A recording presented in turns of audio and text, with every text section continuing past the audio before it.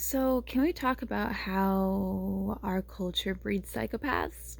And that shouldn't be a surprise. Like, if you live in a white supremacist capitalistic culture that values physical, material things over people, and you value, you know, individual gain over community values, that's just like a breeding ground for psychopaths, Like lack of empathy, not really caring about other people, caring more about, you know, your own individual well-being instead of the well-being of the collective. Those are just like basic traits of a psychopath. Um and yeah, like our culture breeds psychopaths. Like the US is literally by far the number one serial killer country in the world. And that's not even like by a close margin. That's like by a landslide. Like I've been looking up into this, and number one is the US. We have 2,700 documented cases of serial killers. Number two is the United Kingdom, the UK, and they're documented at 145 documented cases of serial killers. Think about how fucking big of a gap that is. 2,700 cases to 145 cases. That's pretty crazy. Like, I mean, yeah, like our culture came from the UK and everything, basically, like Anglo-Saxon shit, WASP shit, but like I don't know, man. That's just ridiculous. And my theory about that though is that with the US, our culture became like incubated, you know, with like the culture that we got from the UK, ours became incubated, and like we use genocide to like build our culture and everything. So like all this violence just like kind of became condensed on top of this fucking production culture. Because the thing is, we're not a work culture. Like, we are not UK and American kids. If you've met people like that, like, you know that these are not work cultures, these are production cultures. Like, we have different connotations when it comes to work.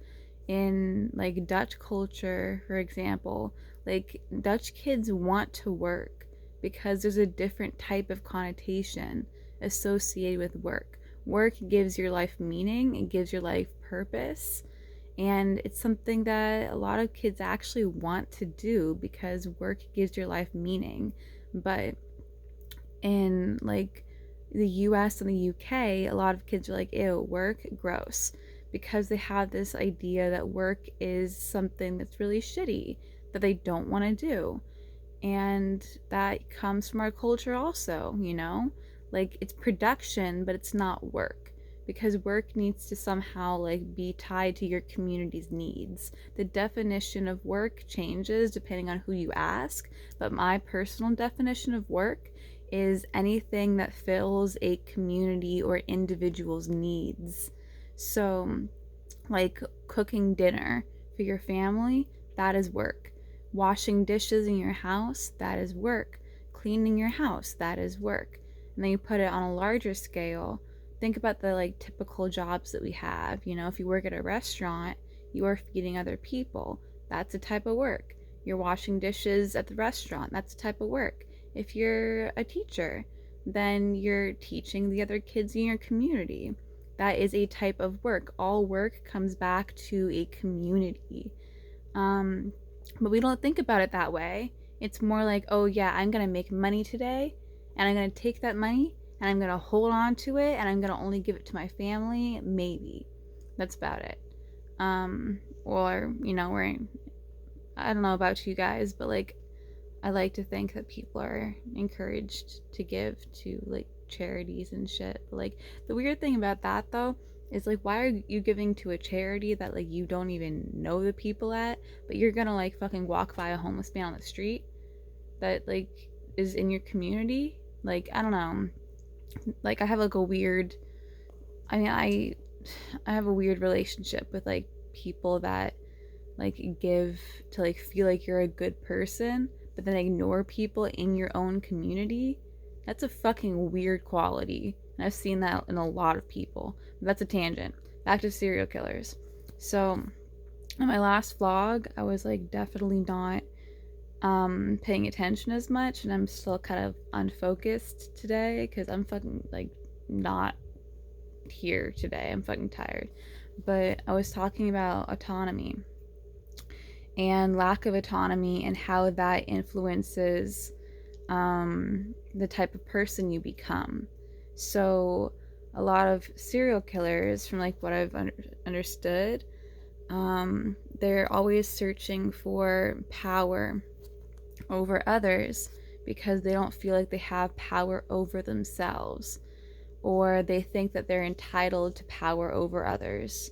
Because if you think about it, like, think about how many white men, well, I mean, think about like the culture that we live in, just the demographics. Like, the majority of people here are white, of course, granted.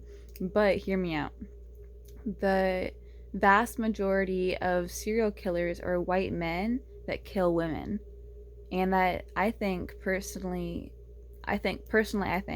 that comes from this like idea that like they are entitled to women's bodies, um and or like they like feel like they have to have power over something else, and they would usually target people that were vulnerable or that were easy. They weren't looking for like a challenging kill. They just wanted that like power rush over another person.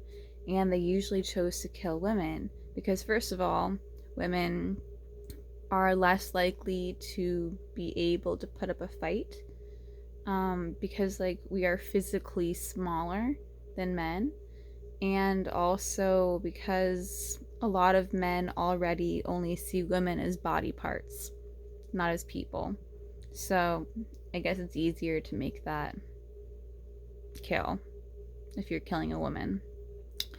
Um, like if you think about like Jack the Ripper, he only killed prostitutes and like women of the night and shit like that. If you think about Ted Bundy, he only killed blonde women that like he would pretend to be in a wheelchair or some shit, and then like ask them to help him with something, and then take advantage of these nice ladies and just kill them. And that's like a general theme across a lot of serial killers. Like they tend to kill, um, the vulnerable. Um, and like psychopaths are taught, hold on, psychopaths are taught not to value human life or to be empathetic. Lack of information on people's differences, stuff like that. I'm just like reading my notes right now to like remind myself of what I'm thinking. Um,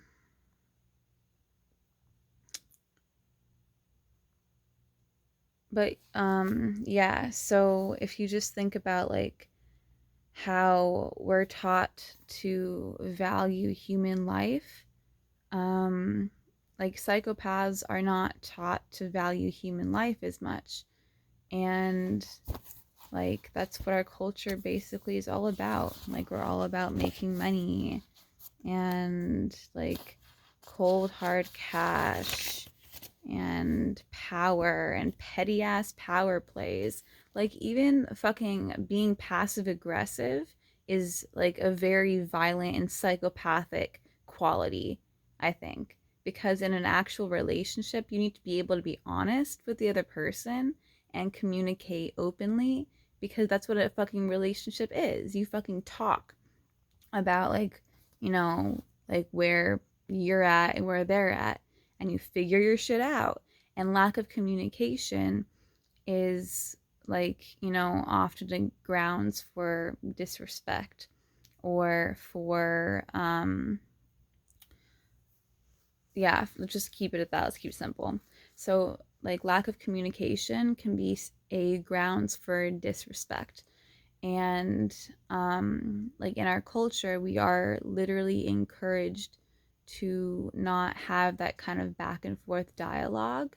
We don't really like, I don't know, unless like you're like in our like education culture, if you like, sit at a desk and you raise your hand and like the teacher calls on you, um, then that's, the structure of our classrooms. And like, you're not really encouraged to have debates in school unless you have a really dope teacher. Um, you're not supposed to, talk back. And also, one thing that really bugs me about this culture when it comes to like being passive aggressive and shit is that not everybody, that's an exaggeration, but people who are passive aggressive are taught not to stand up for themselves, that it's like a rude thing to like, stand up for yourself. Um, some people think that confrontation is the same thing as a fight, but that's not true. Confrontation is a negotiation. It's only a fight if you make it a fight. Like confrontation is like when you like say, hey, I'm actually going to push back on that a little bit. That's like an open conversation. That's how relationships get better, when you fucking like, you know, express your point of view. And I don't know, I just think that like we're encouraged to be to be dishonest and to sugarcoat everything in the US, um, which is a little crazy, more than a little crazy. Another part of why we live in a fucking psychopathic culture. Like we don't acknowledge like human emotions. And I mean, like, not like in the sense that, oh yeah, like humans like should, cry and be, super expressive, because Americans are very expressive. That's not really what I'm saying. um I'm thinking more of like just paying attention to like your own reactions to things, um and like observing your own emotions, instead of automatically freaking out about things. Like a lot of Americans have not a lot of, but some Americans have this tendency to like, um I don't know, have a bodily reaction when they feel a lot of types of emotions. And I feel like that just comes from, I don't know, not observing yourself. Like you're not encouraged to observe yourself. And it's seen as like, I don't know, narcissistic or vain to observe yourself. Like, I don't know. We live in like this um, paradoxical middle ground. Not even a middle ground. It's a weird paradox. We live in a weird paradox, period. Leave the sentence alone. Um, where like on one hand you're expected to like look presentable, but you're not necessarily expected to be as emotionally intelligent, um as like, you know like your face. Like, I don't know, that just seems like a strange thing to me. um but let's talk about school shooters for a second. um so like school shooters have replaced serial killers as like a major, you know, source of deaths in the United States. And yeah, part of that is definitely because of our stupid, easy access to guns. But I don't think that that's necessarily the main thing that's like, gonna turn a kid into a school shooter. Um, I think that's a cultural issue, not necessarily an artillery issue, although like the military does, sell guns to civilians to fund their military war complex. And the US has military bases all over the world where we literally sell guns to both sides of all kinds of conflicts. And that's one of the main reasons why we have a prosperous economy, because we sell old military technology to wars that we fucking started in a lot of cases. Like, we start shit, we sell guns to and weapons to both sides, including to civilians in our own country, and then just like walk away and just like let people kill each other over shit that like we started in the first place. But getting away from that, the mentality of school shooters, a lot of the time, like they will say like, oh yeah, this person didn't have like a history of mental health issues, but also a lot of parents don't know what's going on in their kids' lives. So that kid might have been bottling up shit for years and then they just exploded one day. Like a lot, like the very first school shooter that I could find was actually a girl. And you usually hear about guys being school shooters, but the first one that I like could find, like in a timetable, was a girl. And she was being repeatedly sexually abused by her father. And she ended up shooting up an elementary school, and famously saying, I just hate Mondays. And like she didn't really give like a solid explanation as to why she did it, but here's my theory. Like, I think that she was trying to kill whatever like inner child issues she had going on. And since she was like being, repeatedly sexually abused by her father from a young age, I think that like she was somehow trying to like kill that inner child in herself, um which is so sad. Like, that sucks. um but like I think she was trying to kill that part of herself. um and she just like kind of couldn't stand to see kids because she like was first sexually abused when she was a kid. So like, I guess she just like saw some kids walk by her house one day and was hella triggered, and then just like decided to kill a bunch of kids, um to like make the triggering go away. I don't know, something like that. It's my theory though, so I don't know, let's talk about it. Like, hit me up if you guys have any theories about this shit, if anybody more than like 2 people watch this video. But um yeah, like I think that a lot of kids have mental health issues and inherit certain things from their parents, um that they aren't aware of. And when you're raised in a certain environment, then you tend to think shit's normal because you're always around it. But when you get out of that environment, that's when you realize that that shit maybe wasn't so normal. So I think that a lot of these kids that became school shooters, like they, were usually very isolated individuals. Um, and like, they had access to like the whole wealth of the internet. Um, but I think that they had a lot of built up